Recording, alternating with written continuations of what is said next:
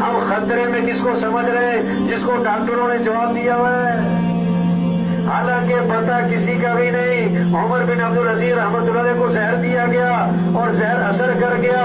ابھی 43 سال کے قریب عمر ہے، آنکھیں بند کر کے لیٹے ہوئے ہیں، دائیں بائیں لوگ بڑے افسردہ بیٹھے ہوئے ہیں۔ طبیب آیا، اس نے دیکھا اور دیکھ کر کہنے لگا انہیں زہر دیا گیا اور زہر ان پر اثر کر چکا، اب ان کی زندگی کا کوئی اعتبار نہیں رہا۔